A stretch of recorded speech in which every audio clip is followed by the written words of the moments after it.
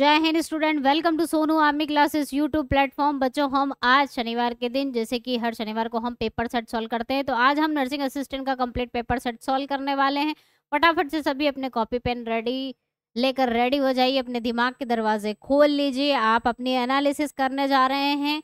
Exam बहुत ज़्यादा दूर नहीं है, एग्जाम आने वाली है, तो हमें रिवीजन अब करते रहना चाहिए। रिवीजन हमें करना बंद नहीं करना है, इसके लिए हमें एमसीक्यू सॉल्व करते रहना चाहिए। तो चलिए, इसीलिए हम पेपर सेट सॉल्व करने वाले हैं। आज का पेपर सेट हम 65 नंबर का पेपर सेट सॉल्व करेंगे। और जी हाँ, आज की जो क्लास है आपको रिकॉर्डेड क्लास मिल रही है। किसी कारणवश से जो है क्लासेस आपकी लाइव नहीं आ पा रही है, लेकिन क्लासेस आपकी आती रहेंगी, चाहे रिकॉर्डेड आए। हमारी पढ़ाई बंद नहीं रहेगी, आपकी क्लासेस आती रहेंगी। ठीक है, तो जब भी आप ये क्लास देख रहे होंगे तो आपकी कमेंट में पढ़ रही होंगी। अगर आपको पेपर से रिलेटेड क्वेश्चंस में कुछ डाउट है तो आप कमेंट सेक्शन में लिख दीजिएगा, उसका जो है आपको आंसर दिया जाएगा। चलिए, तो स्टार्ट कर लेते हैं। हम आज का जो पेपर है हमारा नर्सिंग असिस्टेंट का कंप्लीट पेपर सेट 65 नंबर का। इसके पहले के पेपर ऑलरेडी हम कर चुके हैं। पूरी प्लेलिस्ट आपके लिए रेडी है। प्लेलिस्ट चैनल पर टेस्ट पेपर के नाम से मिल जाएगी नर्सिंग असिस्टेंट के, आप चाहे तो सॉल्व कर सकते हैं। चलिए, पहला क्वेश्चन आप लोगों के सामने है कि 2011 की जनगणना के अनुसार भारत की कुल जनसंख्या में शहरी आबादी का प्रतिशत आपको यहाँ पर बताना है। 2011 की जनगणना में जो है अर्बन पॉपुलेशन का परसेंटेज आपको बताना है। यहाँ पर कितना परसेंटेज है, परसेंटेज याद करना पड़ेगा अगर आप चाहते हैं कि हम सेंसस के क्वेश्चन सॉल्व कर लें। कितना आएगा, फटाफट से अपना आंसर यहाँ पर टिक करिए, कमेंट सेक्शन में लिखिए। जी हाँ, जिनका आंसर आ रहा है 31.16% इज द राइट आंसर। 31.16% जो है हमारी पूरी जो पॉपुलेशन है उसमें से इतने परसेंट क्या है हमारे अर्बन यानी कि शहरी आबादी है। ठीक है, गांव की आबादी हमारे देश में ज्यादा है, शहरी आबादी कम है।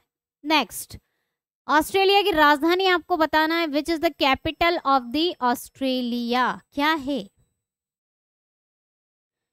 क्या होगी ऑस्ट्रेलिया की राजधानी? सिडनी, तस्मानिया, कैनबेरा या इनमें से कोई नहीं?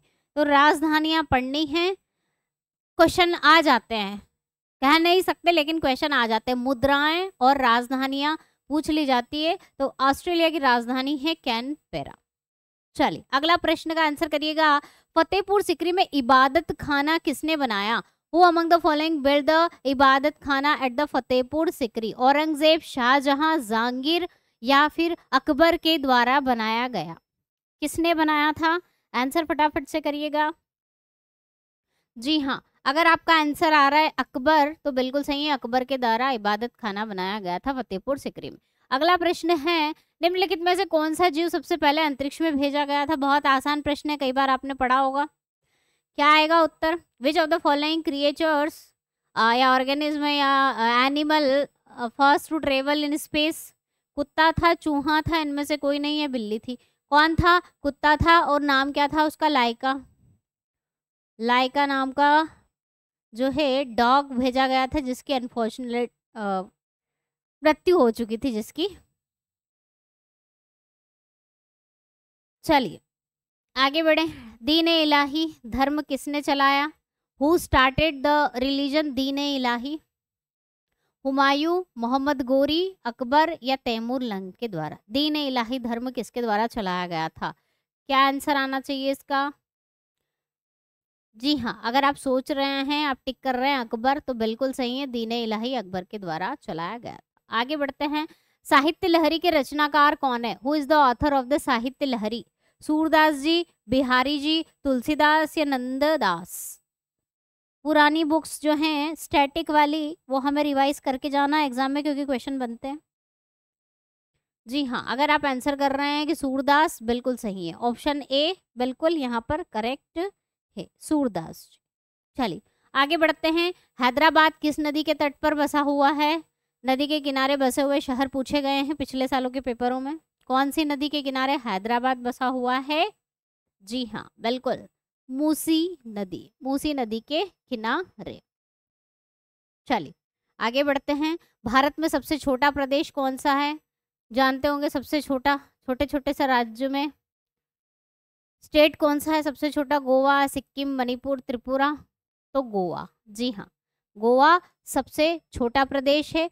एरिया वाइज बात करते हैं, क्षेत्रफल की दृष्टि से सबसे छोटा गोवा है और सबसे बड़ा, यहाँ पर क्षेत्रफल की दृष्टि ध्यान रखना, पॉपुलेशन वाइज बात नहीं कर रहे हैं। सबसे बड़ा बोले तो राजस्थान एरिया वाइज, और सबसे छोटा बोले तो गोवा। अब यहाँ पर यूनियन टेरिटरी यूटी यानी कि केंद्र शासित प्रदेश की बात कर लेते हैं। सबसे बड़ा और सबसे छोटा, सबसे बड़ा कौन सा है यूटी में? लद्दाख।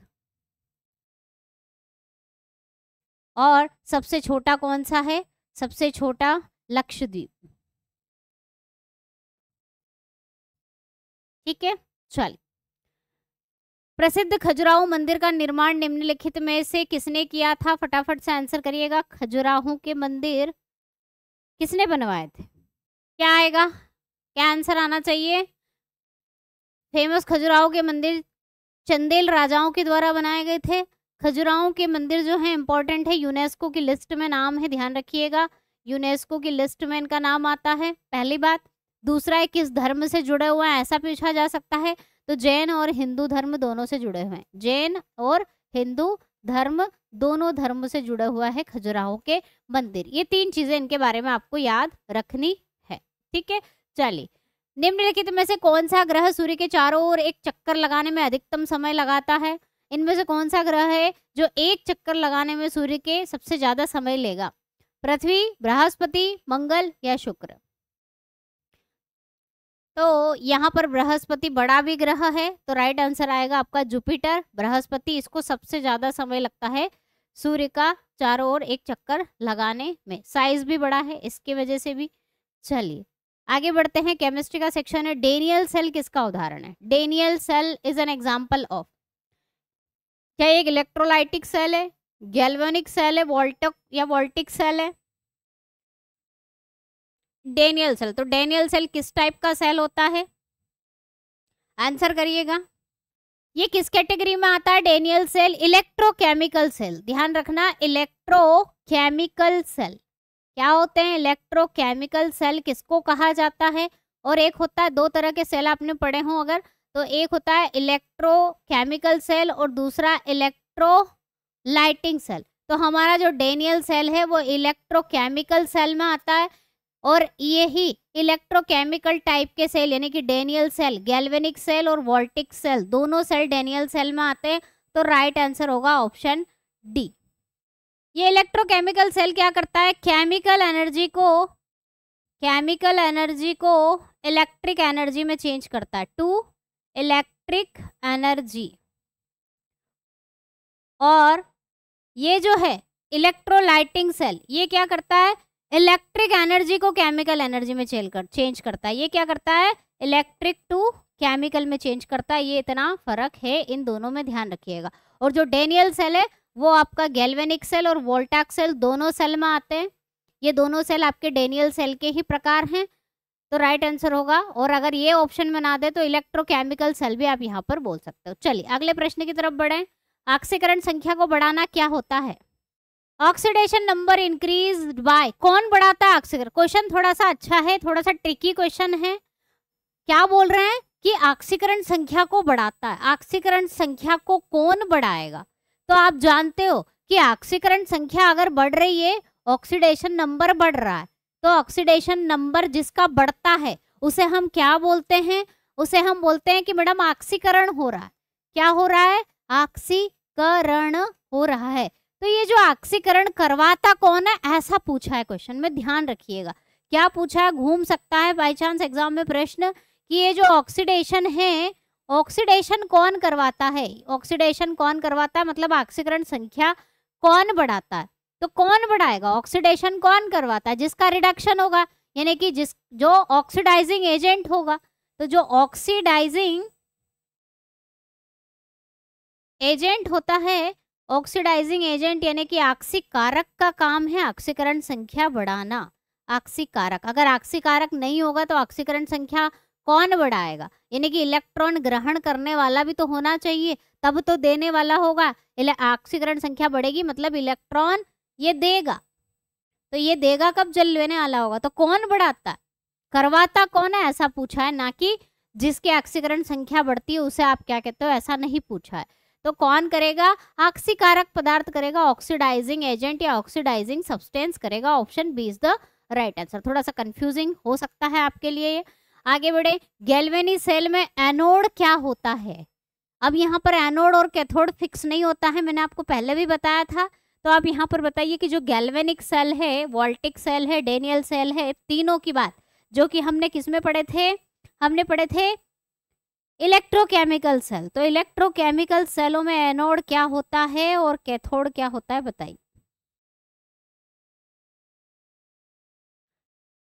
एनोड आपका होता है क्या, इसमें जो एनोड होता है वो आपका क्या होता है, नेगेटिव होता है, और कैथोड पॉजिटिव होता है। ध्यान रखिएगा, ऋणात्मक इलेक्ट्रोड को यहाँ पर एनोड कहते हैं गैल्वेनिक सेल में। और इलेक्ट्रोलाइटिक सेल की अगर मैं बात करूं, जो कि हम अभी पिछले क्वेश्चन में चर्चा कर चुके हैं, इलेक्ट्रोलाइटिक सेल की, विद्युत अपघटनी सेल की बात करें, विद्युत अपघटनी सेल की अगर मैं बात करूं तो इसमें उल्टा रहता है, इसका एनोड पॉजिटिव रहता है और कैथोड नेगेटिव होता है। कैथोड क्या होता है, ऋणात्मक होता है, ध्यान रखिएगा, ठीक है। इसीलिए एनोड और कैथोड हम बोल नहीं सकते, यहाँ पर अगर सेल लिखा होगा तो कंफर्मेशन होगा, क्योंकि इलेक्ट्रोलाइटिंग विद्युत अपघटनी सेल की बात करेंगे तो एनोड पॉजिटिव, कैथोड नेगेटिव, ठीक है। और यहाँ पर ये जो गैल्वेनिक, डेनियल, वोल्टिक सेल है, ये हमारे क्या है, इलेक्ट्रोकेमिकल सेल है। तो इलेक्ट्रोकेमिकल सेल में एनोड नेगेटिव होता है, cathode positive. Option A is the right answer. चलिए आगे बढ़ते हैं।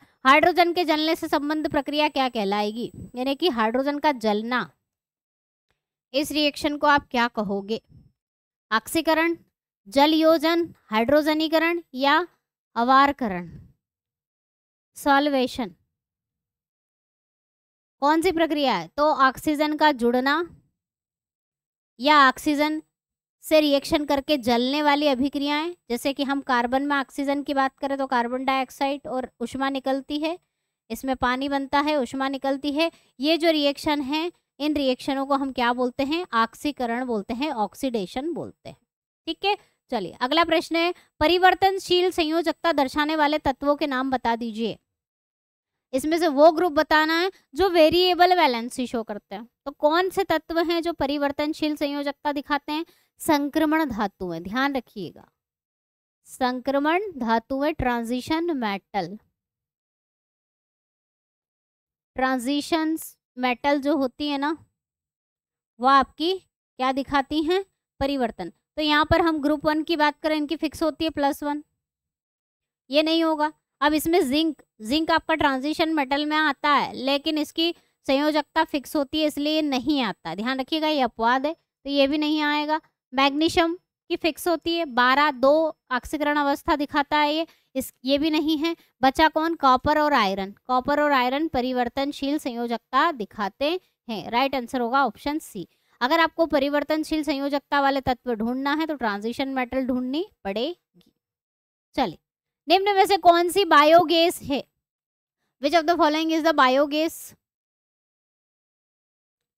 बायोगैस का फॉर्मूला क्या होता है, बायोगैस में क्या क्या पाया जाता है। तो बायोगैस में मेनली मिथेन पाई जाती है, इसके अलावा कार्बन डाइऑक्साइड, थोड़ी मात्रा में नाइट्रोजन, हाइड्रोजन, हाइड्रोजन सल्फाइड, ये गैसेस भी मिलती हैं, ये बहुत कम क्वांटिटी में मिलती है, लेकिन ये इंपॉर्टेंट है। तो यहाँ पर मिथेन है पहले ऑप्शन में, इसमें कार्बन मोनोऑक्साइड है, नहीं होगा, मिथेन है ही नहीं, मिथेन है ही नहीं, option A is the right answer. तो इस तरह से हमें क्वेश्चन का आंसर देना है कि हमारा जो हमने कंपोजिशन याद करा वो किससे मैच कर रहा है। ऑप्शन ए जिनका आंसर आया बिल्कुल सही है। चलिए अगले प्रश्न की तरफ बढ़ते हैं। निम्नलिखित में से किस गैस से रजत संक्षारित हो जाती है, कोरोजन हो जाता है सिल्वर का किसके द्वारा।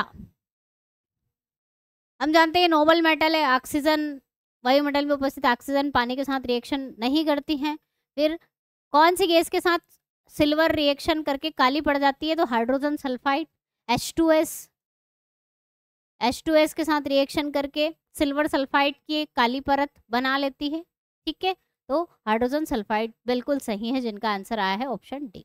चलिए, प्रिंटर्स इंक में निम्नलिखित में से किस कार्बन का उपयोग होता है, which of the following carbon is used in the printers ink. Charcoal का, गैस कार्बन का, कार्बन ब्लैक का या कोक का, किसका उपयोग करते हैं, कार्बन ब्लैक। जी हाँ, जिनका आंसर आया ऑप्शन सी कार्बन ब्लैक बिल्कुल करेक्ट है। आगे बढ़ें। अभिक्रिया आप लोगों के सामने है, इसके लिए सही स्टेटमेंट आपको बताना है, ऑक्सीकरण अपचयन बताना है किसका हो रहा है। ठीक है, ध्यान से स्टेटमेंट पढ़िए सारे। कॉपर ऑक्साइड का अपचयन हो रहा है क्या, तो देख लो, ऑक्सीकरण अवस्था निकाल लो अगर समझ में नहीं आ रहा है। ऑक्सीजन निकल गई, ये भी कर सकते हो।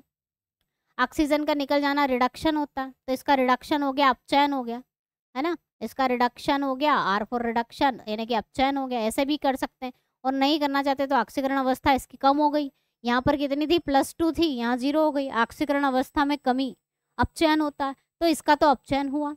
अब हाइड्रोजन की यहाँ 0 थी, 0 से यहाँ पर कितनी हो गई है +1, कितनी हो गई +1, ऑक्सीकरण अवस्था बढ़ गई तो इसका ऑक्सीकरण हो गया, है ना। ऑक्सीजन जिसके साथ जुड़ जाए उसका ऑक्सीकरण हो जाता है, तो यहाँ इसका ऑक्सीकरण इसका अपचयन। तो स्टेटमेंट पढ़ लेते हैं। कॉपर ऑक्साइड रिड्यूस यानी कि अपचयित हो गया, जी हाँ अपचयित हो गया, और हाइड्रोजन का ऑक्सीकरण हो गया। Option A is the right answer. आगे के ऑप्शन आप पढ़ सकते हैं। हाइड्रोजन का अपचयन नहीं हो रहा है, कॉपर और हाइड्रोजन दोनों का अपचयन नहीं हो रहा है, या ऑक्सीकरण अपचयन अभिक्रिया नहीं है, ऐसा नहीं है, रेडॉक्स रिएक्शन है, ऑक्सीकरण अपचयन अभिक्रिया है। ठीक है, option A is the correct answer. चलो, परमाणु के नाभिक की लंबाई कितनी होती है? What is the length of the nucleus of an atom? Atom की लेंथ, एटम में जो न्यूक्लियस है नाभिक है उसकी लंबाई कितनी होती है, कितना लंबा वो होता है, या रेडियस बोल सकते हो आप, कितनी होती है, कितना लंबा होता है, लंबाई कितनी होती है? 10⁻⁻15 मीटर आपने कहीं ना कहीं पढ़ा हो, सॉरी कहीं ना कहीं आपने पढ़ा हो, या फिर 1 फर्मी, 1 पॉइंट समथिंग कुछ 1 फर्मी इसकी लंबाई होती है एटम के नाभिक की। ध्यान रखिए कौन सा नाभिक, परमाणु के नाभिक। चलिए, निम्न में से वह पदार्थ जो आक्सीकारक एवं अवकारक यानी कि अपचायक दोनों की तरह व्यवहार करे, अवकारक दैट मीन्स अपचायक दोनों की तरह काम करे, बता दो कौन सा होगा। बहुत आसान है, अब तो आक्सीकारक और अपचायक ढूंढना बहुत आसान है, कर लेंगे। तो यहाँ पर अगर हम H2S में निकालें, H2S में यहाँ पर हाइड्रोजन की +1 गुणित 2 और x मानोगे तो यहाँ पर सल्फर की जो ऑक्सीकरण अवस्था -2 आ रही है, -2 आ रही है, मिनिमम आ रही है। और जिसकी मिनिमम और मैक्सिमम हो वो कभी भी दोनों की तरह काम नहीं कर सकता। सबसे कम ऑक्सीकरण अवस्था उस तत्व की और सबसे ज्यादा ऑक्सीकरण अवस्था उस तत्व की अगर आपको मिल जाए तो वो किसी एक की तरह काम करेगा, है ना, इसकी और कम नहीं हो सकती, तो ये दोनों की तरह तो काम करेगा नहीं, तो ये तो गया। SO3 में चेक कर सकते हैं, सल्फर की आप निकाल सकते हैं, x माना और यहाँ पर 3 और -2, 3 दूना 6, यहाँ पर आ जाएगी +6। मैक्सिमम सल्फर की +6 होती है, +6 होगी, तो ये भी दोनों की तरह काम नहीं करेगा। जहां मैक्सिमम और मिनिमम लिमिट मिल जाए वो दोनों की तरह काम नहीं करता। H2SO4 में चेक कर सकते हैं आप, हाइड्रोजन की +2, सल्फर की x मान लो, ऑक्सीजन की -2 बराबर 0। ठीक है, यहाँ से हम निकालेंगे तो x की वैल्यू कितनी निकलेगी, 4 दूना 8 और -2 यानी कि 6। इसमें भी मैक्सिमम आ गई, इसमें भी मैक्सिमम आ गई, तो ये भी नहीं करेगा। और हाइड्रोजन के बारे में तो वैसे ही तुम जानते हो, अगर आप नहीं भी किसी में नहीं भी निकालना चाहते, क्रॉस चेक नहीं भी करना चाहते, तो आप डायरेक्टली भी इसका आंसर कर सकते थे हाइड्रोजन। क्यों? क्योंकि हाइड्रोजन की मूल अवस्था है, मूल अवस्था है, हाइड्रोजन एक इलेक्ट्रॉन दे भी देता है और एक ले भी लेता है, आवारा तत्व, इसलिए स्ट्रे एलिमेंट बोलते हैं इसको। तो ये दोनों ऑक्सीकरण अवस्था दिखाता है, तो ये ऑक्सीकारक और अपचायक दोनों की तरह काम करेगा। Option D is the right answer. ठीक है, चलिए, निम्नलिखित में से किसकी आयनिक ऊर्जा सबसे उच्च होगी? Which of the following has the highest ionic energy, ionization energy? तुम जानते हो आयनिक ऊर्जा लेफ्ट से राइट जाने पर बढ़ती है, ऊपर से नीचे आने पर कम होती है। तो यहाँ पर देख लो, कार्बन 6, कार्बन के बाद नाइट्रोजन, नाइट्रोजन के बाद ऑक्सीजन, ऑक्सीजन के बाद फ्लोरीन। तो किसकी ज्यादा होगी? ऑब्वियसली किसकी होगी? जी हाँ, फ्लोरीन की ज्यादा होगी। आगे बढ़े। बायोगैस पशुओं के गोबर से किस प्रक्रिया से बनाया जाता है? बायोगैस कैसे बनती है? पशुओं के गोबर से बनाई जाती बायोगैस कैसे बनती है? उसको सुखाकर या उसको जलाकर, बाय बर्निंग, अवायविक इंधन करके, धात्विक अम्लों के साथ मिला के। तो जो बायोगैस की प्रक्रिया है वो ढक्कन लगा के अवायवीय वातावरण में की जाती है। तो अवायवीय यानी कि ऑक्सीजन नहीं सप्लाई की जाती। एनएरोबिक फर्मेंटेशन, मिथेनोजेंस बैक्टीरिया इसका फर्मेंटेशन किण्वन करते हैं और बायोगैस बनाते हैं जिसमें मिथेन भरपूर मात्रा में होती है। चलिए, क्या होता है जब सिल्वर की प्लेट कॉपर सल्फेट के विलयन में डालते हैं? चांदी की प्लेट को कॉपर सल्फेट के विलयन में डालेंगे, क्या होगा? सिल्वर की प्लेट पर कॉपर की परत जमा हो जाएगी, सिल्वर की प्लेट पर Ag+ आयनों के रूप में विलयन में घुल जाएगी, कोई रासायनिक अभिक्रिया नहीं होगी, नीला विलयन धीरे धीरे रंगहीन हो जाएगा। कॉपर सल्फेट का घोल नीला होता है तो वो रंगहीन हो जाएगा क्या? तो क्या होगी? जी हाँ, अगर आप सोच रहे हैं कि मैडम कोई रासायनिक अभिक्रिया नहीं होगी, क्योंकि हमने रिएक्टिविटी सीरीज में क्या पढ़ा है, हमने पढ़ा है कि चांदी नीचे होती, कॉपर ऊपर, और नीचे वाली धातु ऊपर वाली धातु को कभी भी डिस्प्लेस विस्थापित नहीं करती, तो रिएक्शन होगी नहीं। हाँ, अगर ऐसा होता कि चांदी ऊपर होती कॉपर नीचे होता तो रिएक्शन हो जाती, चांदी डिस्प्लेस कर देती। नीचे वाली धातु ऊपर वाली धातु को कभी भी रिएक्शन नहीं करेगी, विस्थापित नहीं करेगी। आगे, क्वार्ट्ज किसका क्रिस्टली रूप है? Quartz is the crystalline form of what? Silica का, लेड का, गोल्ड का, चांदी का। तो क्वार्ट्ज क्या है? क्वार्ट्ज हम किसको बोलते हैं? क्वार्ट्ज में सबसे ज्यादा क्या पाया जाता है? सिलिका। सिलिका मतलब सिलिकॉन डाइऑक्साइड। ऑप्शन ए बिल्कुल सही, ऑप्शन ए बिल्कुल करेक्ट है। सिलिका का क्रिस्टलाइन फॉर्म है क्वार्ट्ज। चलिए, बायोलॉजी का पहला क्वेश्चन आप लोगों के सामने, निम्नलिखित में से कौन सी एंजियोस्पर्म की विशिष्ट विशेषता है? Which of the following is a distinctive characteristics of the angiosperm? तुम जानते हो एंजियोस्पर्म क्या है? छोटी जड़ें होती हैं, मोटी छाल होती हैं। हाँ मैडम, मोटी छाल होती है, लेकिन सारे एंजियोस्पर्म की मोटी छाल थोड़ी होती है। धनिया पत्ता वगैरह इनकी मोटी छाल थोड़ी होती है। लंबी पत्ती विशेषता है जिम्नोस्पर्म की, ठंडे वाले इलाकों में। राइट आंसर होगा छिपे हुए बीज, कंसील्ड सीड, है ना। आवृत बीजी इसीलिए हम कहते हैं इन्हें, क्या बोलते हैं? इसीलिए तो इन्हें हम आवृत बीजी बोलते हैं। आवृत बीजी इन्हें कहते हैं क्योंकि ये बीज अंदर ढके हुए रहते हैं, कोटिंग के अंदर रहते हैं, बाहर खुले नहीं रहते हैं। खुले वाले बीज जिम्नोस्पर्म में पाए जाते हैं। बिल्कुल, जिनका आंसर ऑप्शन डी है बिल्कुल सही है। आगे बढ़ते हैं। निम्नलिखित में से कौन सा युग्म सही ढंग से सुमेलित नहीं है? Which one of the following pair is not correctly matched? Dengue बुखार फ्लेवी राइबोवायरस से होता है, सिफिलिस ट्राइचुरिस ट्राइचिउरा से होती है, प्लेग यर्सनिया पेस्टिस से होता है, फाइलेरिया व्यूचेरिया ब्रेनक्राफ्टी, ये सही है, ये भी सही है। ये हमें पता नहीं, ये हमें पता नहीं, लेकिन अगर इसका नहीं भी पता है, हमने ये देखा है कि डेंगू वायरस से होता है, लेकिन वो जो डेंगू वायरस है वो इस कैटेगरी का हो सकता है, तो याद कर लेना। फ्लेवी राइबो वायरस से डेंगू बुखार होता है, लेकिन सिफिलिस, सिफिलिस तुम जानते हो कौन है? सिफिलिस को करने वाला माइक्रोब्स का नाम? पैलिडम याद आ रहा है? ट्रेपोनेमा पैलिडम कौन करता है? ट्रेपो, याद करना है, नेमा पैलिडम के द्वारा ये होता है। तो ये क्या है? गलत है।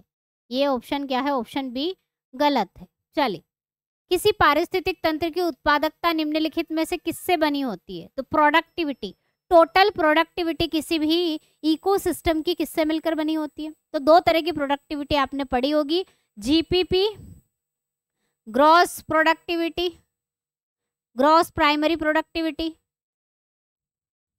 और primary productivity, GP and primary productivity. प्राथमिक और द्वितीयक उत्पादकता इकोसिस्टम की, या शुद्ध उत्पादकता या उपभोग, या शुद्ध अभाज्य उत्पादकता, सकल अभाज्य उत्पादकता। Net primary productivity and gross primary productivity किसका सम होती है? इकोसिस्टम की प्रोडक्टिविटी किसका योग होती है? नेट और ग्रॉस का होती है। नेट और ग्रॉस प्रोडक्टिविटी का सम होती है। नेट प्रोडक्टिविटी और ग्रॉस प्रोडक्टिविटी, जीपीपी और एनपीपी, ठीक है, इन दोनों का योग होती है आपकी प्रोडक्टिविटी इकोसिस्टम की। चलिए, अगले प्रश्न का उत्तर करिएगा। हरित क्रांति शब्द किसके द्वारा गढ़ा गया है? चलिए, क्या आंसर होना चाहिए? The term green revolution was coined by, किन्होंने दी थी? विलियम गॉड के द्वारा दी गई थी। चलो आगे बढ़े। निम्नलिखित में से कौन सी खाद्य उत्पादन बढ़ाने की विधि नहीं है? Which of the following is not a method of enhances food production? Food production बढ़ाने की विधि में से इसमें से कौन सी नहीं है? पशुपालन करना, एनिमल हस्बेंड्री करना, पशुओं को पालना, फूड प्रोडक्शन बढ़ता है। पादप प्रजनन करना, ब्रीडिंग करना प्लांट की, इससे हमारी जो फसलें हैं अच्छी क्वालिटी की आती हैं तो हमारा उत्पादकता बढ़ती है। उत्तक संवर्धन, टिश्यू कल्चर भी इसका ही एक हिस्सा है प्रोडक्टिविटी बढ़ाने का, ये भी सही है। डिफोरेस्टेशन क्या है? डिफोरेस्टेशन करोगे तो प्रोडक्टिविटी बढ़ने की जगह पे कम हो जाएगी, जंगल साफ कर दोगे तो बहुत सारी प्रॉब्लम क्रिएट हो जाएगी, तो ये नहीं है बढ़ाने का तरीका। जी हाँ, बिल्कुल सही, जिनका आंसर ऑप्शन डी है। आगे प्रश्न है, वे जीव जो लवणता की एक विस्तृत श्रृंखला को सहन कर सकते हैं उन्हें क्या कहते हैं?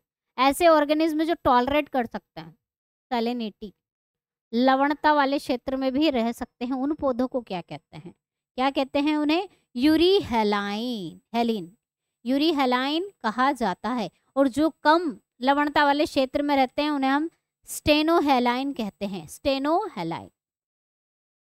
चल, जलीय पौधे द्वारा निम्नलिखित में से कौन सी अनुकूली विशेषताएं प्रदर्शित की जाती है? Which of the following adaptive features is shown by the aquatic plant?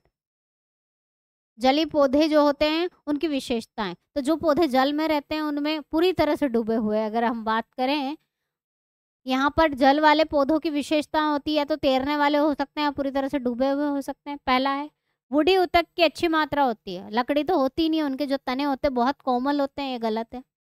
अच्छी जड़ बाल प्रणाली होगी, क्या रूट अच्छे से डेवलप्ड होती है, क्या उनको रूट की जरूरत नहीं होती, वो पानी में रहते हैं, उनकी जड़ कम विकसित होती है, किसी में होती नहीं है, ये भी गलत।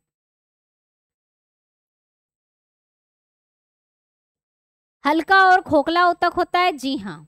जड़ टोपी होती है, क्या रूट केप? रूट केप किसकी विशेषता है? जो मिट्टी में पौधे उगते हैं उन्हें गड़ने के लिए जड़ जब नीचे जाती है तो रूट केप चाहिए होती है सपोर्ट के लिए, ताकि जड़ को कोई नुकसान ना हो, तो ये भी नहीं होगा, राइट आंसर होगा। इनके जो तने होते हैं हल्के होते हैं और खोखले होते हैं, पोर्स वाले होते हैं, छिद्री युक्त होते हैं। चल, रक्त के जो प्रकार हैं, जीन में कितने अलील होते हैं? हमने अलग अलग रक्त के प्रकार पढ़े हैं, मतलब ब्लड ग्रुप पढ़े हैं, blood group A B O, A B, A blood group, B blood group, A B blood group, O blood group, तो कितने अलील होते हैं? कितने अलील से मिलकर हमारे ब्लड ग्रुप बने? तो एक अलील हम बोले तो ब्लड ग्रुप ये, एक अलील आपका ये होगा और एक अलील आपका ये होता ओ के लिए। 3 अलील से मिलकर हमारे ब्लड ग्रुप बने हैं। कितने? 3 होते हैं। कितने अलील होते हैं? 3 अलील होते हैं, ध्यान रखिएगा। मेंडल ने वंशागति के नियम देने के लिए किस मॉडल जीव का उपयोग किया था? कौन से जीव का उपयोग किया था उन्होंने? किसके लिए? इनहेरिटेंस के जो लॉ दिए थे, इनहेरिटेंस के जो नियम दिए गए थे, 3 नियम इन्होंने दिए थे मेंडल जी ने, वो किस पर प्रैक्टिकल किया था? बहुत आसान है, गार्डन पी, गार्डन मटर के ऊपर प्रैक्टिकल किया था उन्होंने। जी हाँ, ऑप्शन है बिल्कुल सही है। आगे बढ़े हैं, निम्नलिखित में से कौन सा एक सही सुमेलित नहीं है? Which one of the following is not correctly matched? फूलों की खेती को फ्लोरिकल्चर बोलते हैं क्या? हाँ बोलते हैं, cultivation of the flower floriculture. फसलों की खेती को एग्रोनोमी बोलते हैं क्या? एग्रीकल्चर भी बोलते हैं, और एग्रीकल्चर की एक शाखा होती है एग्रोनोमी, तो ये भी सही है। फलों की खेती पोमोलॉजी होती है क्या? तो पोमोलॉजी का मतलब यही नहीं कि फल का अध्ययन करना, फल का अध्ययन करना पोमोलॉजी कहलाता है, उसका कल्टीवेशन करना भी पोमोलॉजी के अंतर्गत आता है। तो पोमोलॉजी अगर दिया है तो गलत नहीं है, इसमें से कोई सा भी सुमेलित नहीं है, करेक्टली नॉट करेक्टली मैच, सारे करेक्टली मैच्ड है। नॉट वाला पूछा है तो इसमें से कोई नहीं आएगा आपका आंसर, ठीक है। चलिए, वायु तक यानी कि एरेनशाइमा किन पौधों में पाया जाता है? एरेनशाइमा हमने कोलेनशाइमा, स्केलेरेनशाइमा, पेरेनशाइमा पढ़ा। मैडम ये एरेनशाइमा क्या है, किस में मिलता है? लिथोफाइट्स चट्टानों पर उगने वाले पौधे, हाइड्रोफाइट्स पानी वाले पौधे, जीरोफाइट्स मरुस्थलीय पौधे, मेसोफाइट्स मध्यम स्थिति में उगने वाले पौधे। एरेनशाइमा किस में पाया जाता है? एरेनशाइमा आपका पाया जाता है हाइड्रोफाइट्स में, हाइड्रोफाइट्स में पाया जाता है एरेनशाइमा, ठीक है। चलिए, गोल्जी काय का प्रमुख कार्य क्या है? The main function of the Golgi apparatus is कोशिका विभाजन शुरू करना, इसमें सेंट्रियोल मदद करता है डिवीजन में। श्वसन रेस्पिरेशन माइटोकॉन्ड्रिया में होता है, हम जानते हैं। क्या ये सिक्रेशन करता है या पाचक रस उत्पन्न करना, प्रोड्यूसिंग डाइजेस्टिक जूस। तो इसका काम क्या है, ये स्त्रावी भी है और पैकेजिंग का काम भी करता है, पैकेजिंग का काम भी करता है, यानी कि स्त्रावण करता है। और पोस्ट ऑफिस भी बोलते हैं इसलिए इसको पोस्ट ऑफिस, क्योंकि ये मटेरियल को पैक करता है और पहुंचाता है सेल में, और सिक्रेट करता है, मटेरियल्स का स्त्रावण करता है, ये इसका काम है। ठीक है, चलो। लेक्राइमल ग्रंथियां स्त्रावित करती है, लेक्राइमल ग्लैंड्स सिक्रेट्स, क्या सिक्रेट करते हैं लेक्राइमल ग्लैंड, आंसू, पसीना, सिबम, सिबेशियस ग्लैंड जो होते हैं, सिबम यानी कि तेल जो हमारे स्किन पे वो निकालते हैं, पसीने वाली ग्रंथियां पसीना निकालती है, म्यूकस जो ग्रंथियां हैं हमारे डाइजेस्टिव ट्रैक्ट में बहुत जगह मिलेगी, वो म्यूकस निकालती हैं। इनका काम क्या है, लेक्रिमल ग्लैंड का, लेक्राइमल ग्लैंड का हमारी आंख से आंसू निकालना। ऑप्शन ए बिल्कुल करेक्ट है। आगे बढ़े, जैव विकास को सर्वप्रथम किसने समझाया था, who first explain the biological evolution, evolution को सबसे पहले समझाने वाले कौन थे, डार्विन, लैमार्क, आइंस्टीन या न्यूटन। तो ये दो तो गए, हम इन दोनों में कंफ्यूज हो सकते हैं, तो क्या आएगा, लेमार्क, लेमार्क के द्वारा सबसे पहले जैव विकास समझाया गया था। बिल्कुल ऑप्शन बी जिनका आंसर है बिल्कुल करेक्ट है। आगे बढ़े, पेचिस या अमीबियासिस के लिए उत्तरदायी प्रोटोजोआ कौन सा है, कौन सा प्रोटोजोआ है जो रिस्पॉन्सिबल है डिजेंट्री और अमीबियासिस के लिए, आंट अमीबिया, पैरामीशियम, ट्रेपनोसोमा या अमीबा, क्या आएगा। जी हाँ, अगर आप सोच रहे हैं आंट अमीबा या आंट अमीबा हिस्टोलिका लिटिका आपने पढ़ा होगा, वो दोनों सेम ही नाम है, आंट अमीबा इसका राइट आंसर आएगा। चलिए, फिजिक्स का क्वेश्चन है, एक बार में कितने पास्कल होते हैं, एक बार में कितने पास्कल होते हैं, 10 की घात 5 पास्कल होते हैं, ध्यान रखिएगा एक बार में। अगला प्रश्न है, अदिश राशि इनमें से कौन सी होगी, which is the scalar quantity, ऊर्जा, संवेग, बल आगुण या उपरोक्त सभी। तो मोमेंटम संवेग हमारा सदिश राशि है, m इंटू वी का फॉर्मूला लगता है, v सदिश है, ये भी सदिश होगा मैडम। टॉर्क होता है हमारा क्या, F इंटू एल, और F हमारा सदिश राशि है बल, तो ये भी सदिश राशि होगा। एनर्जी, एनर्जी हमारी सदिश राशि नहीं है, ये अदिश राशि है। चलिए, संयुक्त सूक्ष्मदर्शी में जो अंतिम प्रतिबिंब बनता है वो कैसा बनता है, कंपाउंड माइक्रोस्कोप में, सॉरी माइक्रोस्कोप में, माइक्रोसॉफ्ट कहाँ, माइक्रोस्कोप जो है उसमें इमेज जो बनती है वो कौन सी बनती है, लास्ट में। रियल और एकदम सीधी, वर्चुअल और इन्वर्टेड, वर्चुअल और स्ट्रेट, रियल और इन्वर्टेड, कौन सी इमेज बनती है, ध्यान बताइए।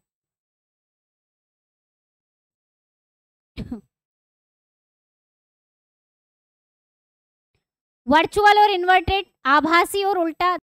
चलिए अगला प्रश्न देख लेते हैं, ध्वनि की गति धीमी होती है, the speed of sound is slow, तो सबसे ज्यादा स्पीड सॉलिड में होती है, फिर लिक्विड में, और सबसे कम किस में होती है, गैस में होती है।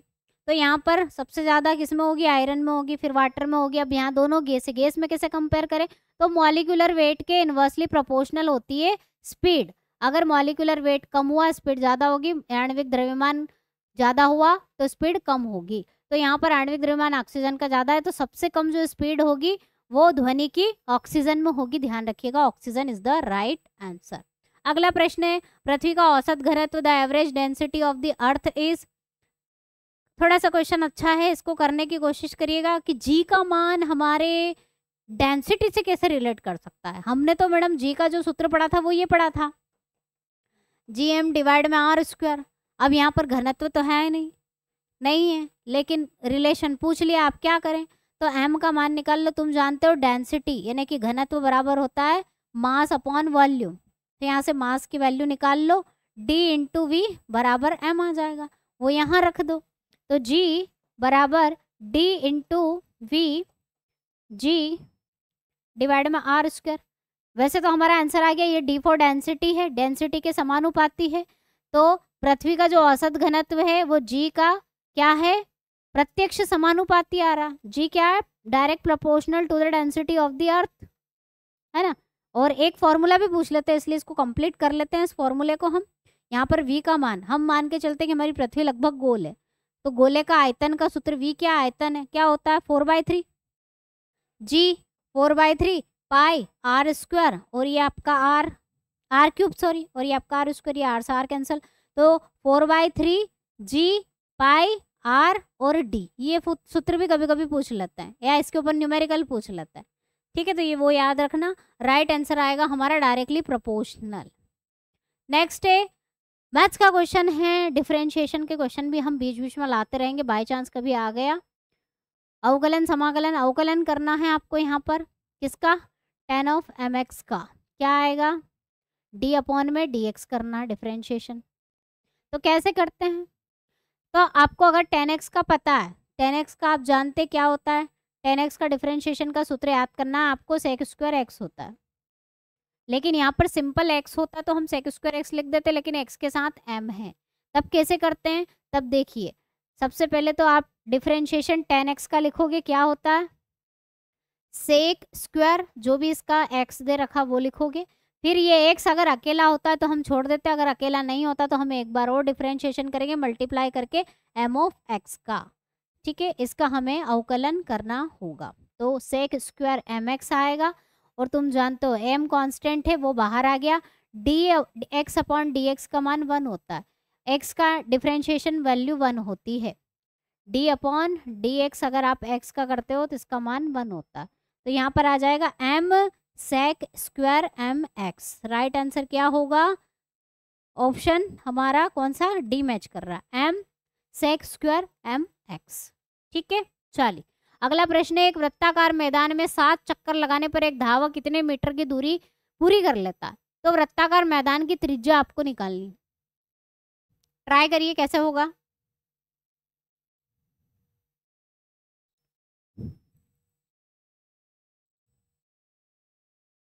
चलिए हम भी कोशिश करते हैं। देखो क्या बोला है, वृत्ताकार मैदान, जब हम वृत्ताकार मैदान में एक चक्कर पूरा करते हैं तो एक चक्कर में हम कितना चल लेते हैं बेटा, एक चक्कर में हम चलते हैं 2πr। अब यहाँ पर बोला है कितना, 7 चक्कर लगा रहा है, तो 7 चक्कर में तुम कितना चलोगे, 7 गुणित 2πr। तो 7 चक्कर लगाने में तुम कितना चलोगे ये तो दे दिया है, मतलब इसका मान आपको दिया है, कितना दिया 1540, बस इसको सॉल्व कर लीजिए, आर का मान आ जाएगा, है ना। 7 इंटू 2 22/7, पाई की वैल्यू रख रहे हैं यहाँ आर 1540, 7 से 7 कट गया, 2 से इसको काट दो, 2 सती 14, 2 सती 14, 11 दूना 22, 11 7 जा 77 और 0, 2 तिया 6, 2 5 10, आर का मान आ गया आपका कितना बेटा 35 आ गया, 35 meter, option A is the right answer, ठीक है। चलिए आगे बढ़ते हैं, 5 संख्याओं का औसत 35 है, यदि एक संख्या 23 को 1 से बदल दिया जाए तो औसत में 2 की वृद्धि हो जाती है। थोड़ा सा क्वेश्चन अच्छा है, अच्छे लेवल का, इसको ट्राई करिए। एवरेज 5 नंबर, चलिए जो सॉल्व कर रहे हैं वो कर लीजिए, यहाँ जब तक हम ट्राई करते हैं। 5 नंबरों का औसत देने की आपको कितना दे रखा है, 5 संख्याओं का औसत 35 दे रखा है, तो आप क्या करेंगे, 5 संख्याओं का यहाँ से सम निकाल लेंगे, योग निकाल लेंगे, 35 गुणित 5 करके, जो कि कितना आएगा 55 25 5 3 15 16 17 175 आया, है ना। अब क्या बोल रहे हैं, यदि एक संख्या, अब इन 5 संख्याओं में से मान लो आपकी जो 4 संख्या है वो तो ठीक है, या आपकी 5 संख्याओं का सम इतना आया, 5 संख्याओं का योग आपका 175 आया। अब 175 में से आपको जो 23वीं संख्या है उसको हटा के x जोड़ना है, मतलब 175 में से 23 को हटाना है और x को जोड़ना है, ऐसा इन्होंने कहा। 5 संख्याओं का सम ये है, तो इसमें से 23 हटा दो, मतलब -23 कर दो और x प्लस कर दो, तो क्या हो जाएगा, तो आपका क्या हो जाएगा, ये आपका कुल योग आ जाएगा। ये कुल योग होगा कि नहीं होगा, कुल योग में इतना परिवर्तन आएगा, तब आपका जो एवरेज है, यानी कि 5 संख्याओं का जो ये औसत आएगा, सम ऊपर लिखते हैं योग, वो कितना हो जाएगा, 2 की वृद्धि हो जाएगी, मतलब 35 से 37 हो जाएगा, 35 से कितना हो जाएगा 37 हो जाएगा। चलिए इसको सॉल्व कर लीजिए, x का मान यहाँ से आ जाएगा, इसको माइनस करेंगे तो कितना आएगा 2 15 प्लस x, इसका गुणा इधर करेंगे 5 7 जा 35 35 5 3 15, 16 17 18, 185 माइनस करिए 185 में से 152,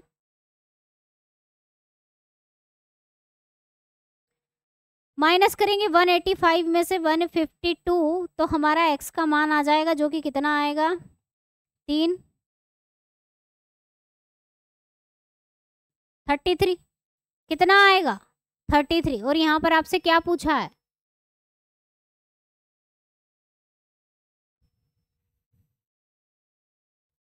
ये जो नया नंबर आपने जोड़ा है x, इसी का ही मान पूछा है जो कि कितना आएगा 33 आएगा, 33 आएगा। ठीक है, चलिए अगला प्रश्न करने की कोशिश करिएगा। एक समचतुर्भुज के विकर्णों की लंबाई देके रखिए, समचतुर्भुज का परिमाप निकालना है। क्वेश्चन अच्छे हैं मैथ्स के आज।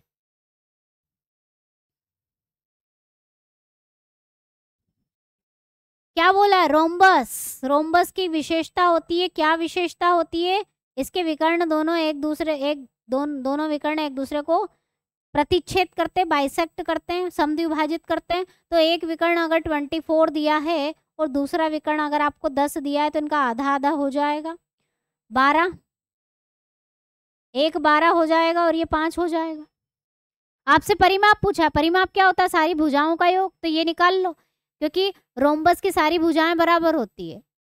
रोम्बस यानी कि आपका जो समचतुर्भुज है उसकी सारी भुजाएं बराबर, तो एक निकाल लोगे तो सबको जोड़ दोगे तो परिमाप आ जाएगा। तो यहाँ पर 90 डिग्री के कोण पर एक दूसरे को प्रतिच्छेद करते हैं, पाइथागोरस थ्योरम लगाएंगे। इसको x अगर मान लें तो x का स्क्वायर, 12 का स्क्वायर, 5 का स्क्वायर, 144, 144, 25, 5 4 9 14 15, 169, 169 तुम जानते हो 13 का होता है। तो ये 13, ये परिमाप क्या होगा, 13 गुणित 4, 4 भुजाएं हैं, 13 प्लस 13 प्लस 13, तो 13 गुणित 4, 13 चौक 52। राइट आंसर क्या आएगा, परिमाप 52 मीटर आएगा। आने जैसे क्वेश्चन है।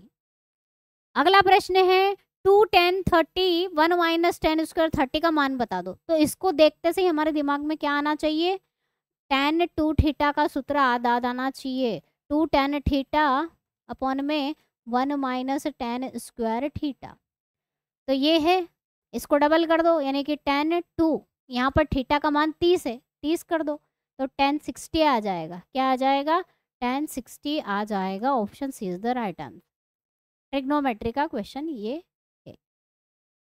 ठीक है, तो यहाँ पर हमारा जो पेपर है कंप्लीट होता है। जो बच्चे हमारे साथ जुड़ना चाहते हैं, एप्लीकेशन से पढ़ना चाहते हैं, सिस्टमेटिक सारे एमसीक्यूज पढ़ना चाहते हैं, तो आप रिवीजन बैच ज्वाइन कर सकते हैं। सबसे पहले नंबर की जो बैच है वो आपको ज्वाइन करना होगी, जिसमें आपको चैप्टर वाइज टेस्ट सीरीज मिलेगी, प्रीवियस ईयर के पेपर मिलेंगे, free test series 80 free test series batch के साथ ही अवेलेबल है। एमसीक्यूज मिलेंगे, चैप्टर वाइज एमसीक्यूज और थ्योरी मिलेगी। 199 प्राइस कर दिया गया है। जो बच्चे इसका हिस्सा बनना चाहते हैं, इसका फ़ायदा उठाना चाहते हैं, अगर आप चाहते हैं कि हमारी एग्ज़ाम की तैयारी में और 4 चांद लग जाए, तो आप 199 में आप ये बैच ज्वाइन कर सकते हैं। सोनू आर्मी क्लासेस एप्लीकेशन पर आपको मिल जाएगी। जो बच्चे अगले साल की तैयारी के लिए हमारे साथ अभी से जुड़ना चाहते हैं वो इतना पे कर सकते हैं।